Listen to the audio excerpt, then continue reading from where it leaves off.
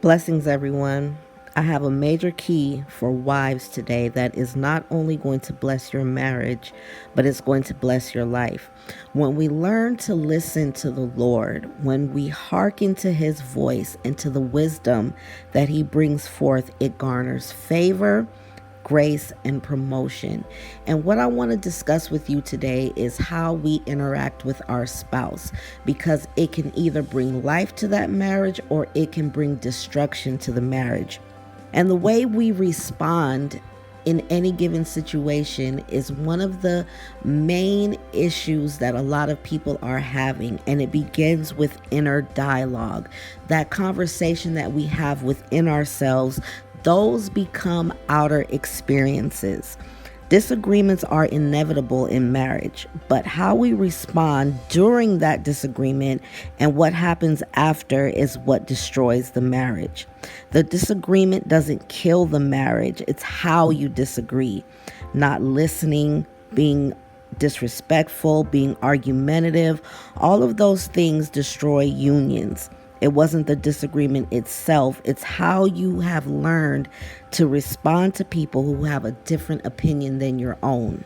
Because as soon as the disagreement is over, you enter into the second phase of destruction, the inner conclusions. I can't stand him. He gets on my nerves. He's always doing this, he's always doing that. Those two phenomenons have destroyed more marriages than anything else. So how you disagree or how you handle a disagreement should be established by one goal, and that's coming together and agreement. The devil wants to inspire us to handle communication his way, which is strife, followed by anger, and then slander. But his ways always lead to destruction. Not to mention hearkening to Satan, listening to him is a form of submission. And he tries to take the position of husband or headship over you. So don't allow the enemy to be your husband. Don't allow him to husband over you.